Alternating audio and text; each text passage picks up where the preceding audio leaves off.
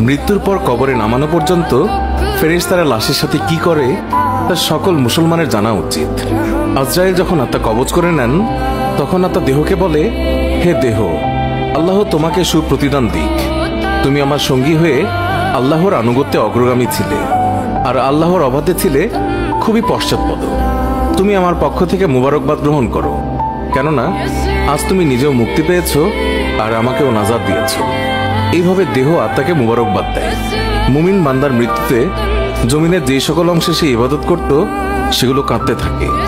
আকাশের যে সকল দুয়ার দিয়ে তার নেক আমল উপরে উঠত সেই সকল দুয়ার তার জন্য কাঁদতে থাকে। যে দরজা দিয়ে তার রিজিক নেমে আসতো সেই দরজাও কাঁদে। আকাশ জমিনের এই ক্রন্দন দীর্ঘ 40 দিন পর্যন্ত অব্যাহত থাকবে। মালাকুল মউত যখন তার আত্মা কবজ করে নেয় তখন তার দেহের হেফাজতের জন্য সেখানে 500 ফেরেশতা দাঁড়িয়ে থাকে। যদি কেউ তার লাশের পাশ ফিরাতে চায় তখন ফেরেশতারাও এই কাজে মানুষের সহযোগিতা করে। এমনকি কাফন পরিধান এবং সুগন্ধি মাখানের কাজেও ফেরেশতারা অংশ নেয়। লাশের সম্মানার্থে ফেরেশতারা 2 সারি করে ঘর থেকে কবর পর্যন্ত দাঁড়িয়ে যায়। জানাজা পর্যন্ত অতিক্রম করে তখন তার অভ্যর্থনা জানায়, তার জন্য ক্ষমা প্রার্থনা করে।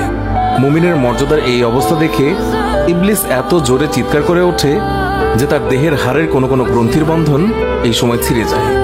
সে আক্ষেপের সাথে তার সঙ্গীদের বলতে থাকে, তোমাদের সর্বনাশ হোক, এই বান্দা তোমাদের ফাঁদ থেকে কিভাবে ফসকে গেল। ইবলিসের সঙ্গীরা বলে, এ নিষ্পাপ ছিল, তাই আমাদের ফাঁদে আটকায়নি। মালাকুল মউত যখন তার আত্মাকে নিয়ে আকাশে আরোহণ করে তখন হযরত জিবরাইল আলাইহিস সালাম 70,000 ফেরেশতা নিয়ে তাকে অভ্যর্থনা জানায়। আর সকল ফেরেশতারা তার কাছে আল্লাহ তাআলার সন্তুষ্টির সুসংবাদ জানাতে থাকে। মালাকুল মউত যখন আত্মাটিকে নিয়ে আরশের নিকট পৌঁছেন তখন সে আল্লাহ তাআলার কাছে সিজদায় পতিত হয়ে যায়। আর সেই সময় আল্লাহ তাআলা ইরশাদ করেন, হে মালাকুল মউত, তুমি আমার বান্দাকে নিয়ে জান্নাতের বাগানে রেখে এসো। তারপর তাকে কবরে নামার পর নামাজ তার ডান দিকে এবং রোজা তার বাম দিকে এসে দাঁড়িয়ে যায়। আল্লাহর রিজিক এবং কোরআন তিলাওয়াত এসে দাঁড়িয়ে যায় তার সিধানের দিকে। পায়ের দিকে দাঁড়িয়ে যায় জামাতের সাথে নামাজ পড়ার জন্য মসজিদের দিকে গমন। আর তার ধৈর্য কবরের এক কোনায় অবস্থান নেয়। এই সময় আল্লাহ তাআলা তার কবরে আযাবের একটি অংশ প্রেরণ করেন। আযাবটি এসে কবরের ডান দিক থেকে প্রবেশ করতে চায়, কিন্তু নামাজ এসে তাকে বাধা দিয়ে বলে, আযাব, তুমি পিছিয়ে যাও। খোদার কসম, এই বান্দাটি সারা জীবন কষ্টে ছিল। কবরে আসার পর তার কিছুটা আরাম মিলেছে। রাসূলুল্লাহ সাল্লাল্লাহু আলাইহি ওয়াসাল্লাম বলেছেন, আযাব যখন ডান দিক থেকে সরে গিয়ে বাম দিকে যায়, ডান দিকে রোজা নামাজের মতো আযাবকে জবাব দিয়ে প্রতিহত করে। আযাব এবার মাথার দিক থেকে আসতে চেষ্টা করলেও একই রকম জবাব আসে। মোট কথা, আযাব যে দিক থেকেই আসতে চায় সেই দিক থেকেই তার জন্য প্রতিবন্ধকতার সৃষ্টি হয়। অবশেষে আযাব যখন দেখে আল্লাহ তাআলার এই নেক বান্দার আমল সব দিক থেকেই তার জন্য প্রতিবন্ধকতার দেয়াল সৃষ্টি করে রেখেছে তখন সে ফিরে যায়। আর সেই সময় সবর ওঠে নেক আমল সমূহকে বলতে থাকে, এই আযাবের প্রতিরক্ষায় আমি এই জন্য আসিনি যে মূলত তোমাদের শক্তির পরিমাণ দেখা আমার উদ্দেশ্য ছিল। আমি যদি তাকে প্রতিহত করতে ব্যর্থ হতাম তাহলে আমি অবশ্যই এসে এই বান্দাকে আযাব থেকে রক্ষা করতাম। তোমরাই যখন যথেষ্ট হয়ে দাঁড়ালে তখন আমি এই বান্দার জন্য অতিরিক্ত সঞ্চয় হয়ে রয়ে গেলাম। পুলসিরাত আর মিজানে আমি তার কাজে আসব। এরপরে এই বান্দার কাছে 2 জন ফেরেশতা আসে যাদের চোখ নীল বর্ণের, আওয়াজ ভয়ঙ্কর, গরুর শিঙের ন্যায় দাঁত এবং তার শ্বাসের সাথে নাসা রন্ধ্র দিয়ে অগ্নিশিখা বের হয়।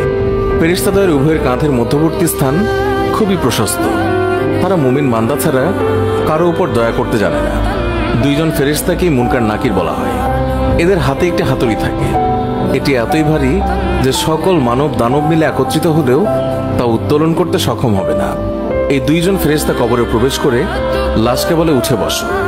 লাশ তৎক্ষণাৎ উঠে বসে যায় এবং কাফনের কাপড় খুলে যায়। ফেরেশতা তখন জিজ্ঞাসা করেন, তোমার প্রভু কে, তোমার ধর্ম কি এবং তোমার নবী কে? এর জবাবে সে বলে, আমার রব হলেন আল্লাহ তাআলা, যার কোনো অংশীদার নেই। আমার ধর্ম ইসলাম, আর হযরত মুহাম্মদ সাল্লাল্লাহু আলাইহি ওয়াসাল্লাম হলেন আমার নবী। তারপর আর কোনো নবীর আগমন হবে না। ফেরেশতারা জবাব শুনে বলল, তুমি সত্য বলেছ।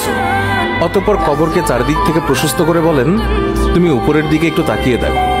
সে উপরে তাকায়। তখন আকাশের শেষ সীমানা পর্যন্ত তার চোখের সামনে ভেসে ওঠে। ফেরেশতারা বলেন, হে আল্লাহর বন্ধু, এটা তোমার আবাসস্থলের ঠিকানা। আল্লাহর আনুগত্যের বিনিময়ে তুমি এটা পেয়েছ। বর্ণনার এই পর্যায়ে এসে রাসূলুল্লাহ সাল্লাল্লাহু আলাইহি ওয়াসাল্লাম বলেন, এই সত্তার কসম যার মুঠোয় আমার প্রাণ। মুমিন বান্দার তখন এতই আনন্দ অনুভূত হয় যা কখনো শেষ হবার নয়। অতঃপর ওই বান্দাকে আবার নির্দেশ দিয়ে বলা হয় যে তুমি নিচের দিকে দেখো। নিচের দিকে যখন সে তাকায় তখন সে দোজখের শেষ সীমানা পর্যন্ত তার দৃষ্টির গোচরে চলে আসে। ফেরেশতা তখন তাকে বলে, হে আল্লাহর প্রিয় পাত্র, এই ভয়ানক নরক থেকে তুমি নাজাত পেয়েছ। রাসূলুল্লাহ সাল্লাল্লাহু আলাইহি ওয়াসাল্লাম ইরশাদ করেছেন, ওই বান্দার এই সময় এমন পুলক হয় যা কখনো সমাপ্ত হবার নয়। অতঃপর স্বর্গের ৭৭টি দরজা তার জন্য উন্মুক্ত করে দেয়া হয়। এইসব দুয়ার দিয়ে জান্নাতের সৌরভ এবং সুশীতল সমীরণ তার কবরে পৌঁছাতে থাকে এবং ততদিন পৌঁছাবে যতদিন সে কবরে থাকবে।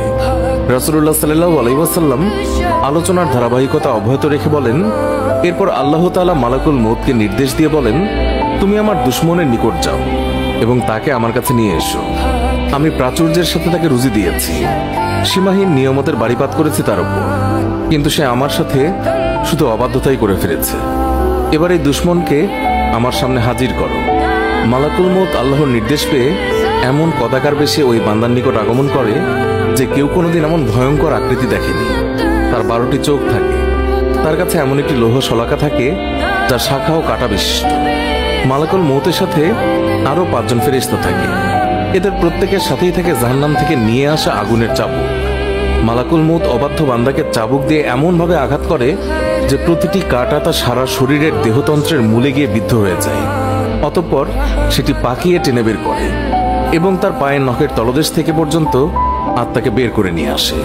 তারপর সেই লৌহ শলাকাটি তার উভয়ের পায়ের গোড়ালিতে ঢুকিয়ে দেওয়া হয়। তখন আল্লাহর এই দুশমনের এতই কষ্ট হয় যে বেদনায় সে কাতরাতে থাকে। এমন সময় বাকি ফেরেশতারা তাদের হাতের চাবুক দিয়ে তার মুখমণ্ডল এবং পশ্চাৎ দেশে অনবরত প্রহার করতে থাকে। এই সময় তার আত্মাকে টেনে সারা দেহ থেকে গোড়ালিতে নিয়ে আসা হয়। শাস্তির এই পর্যায়ে শলাকাটি তার হাঁটুতে ফোটানো হয়। তখন সে বেদনায় ছটফট করতে থাকে। এমন সময় ফেরেশতারা আবার আগুনের চাবুক দিয়ে তার মুখ এবং নিতম্বে মারতে শুরু করে। হাঁটু থেকে শলাকাটি বের করে ঢুকানো হয় তার নিতম্ব দেশে। অতঃপর বুকে এবং সবশেষে কণ্ঠনালীতে, তারপর পূর্বের মতোই সেটিকে টেনে বের করা হয়। এরপর ফেরেশতারা জাহান্নাম থেকে সংগ্রহ করা অঙ্গার তার থুতনির নিচে বিছিয়ে দেয় এবং বলে, হে অপবিত্র আত্মা, তুমি বেরিয়ে এসো। তুমি থাকবে প্রখর বাষ্পে, উত্তপ্ত পানিতে এবং ধূম্রকুঞ্জের ছায়ায়, যা শীতল নয় এবং আরামদায়কও নয়। সূরা ওয়াকিয়া আয়াত 42 থেকে 44। মুসনাদে আবি ইয়ালা। আল্লাহ আমাকে এবং সবাইকে বুঝ দান করুন, আমিন। পোস্টটি ভালো লাগলে বন্ধুদের সাথে অবশ্যই শেয়ার করতে ভুলবেন না। ধন্যবাদ সবাইকে।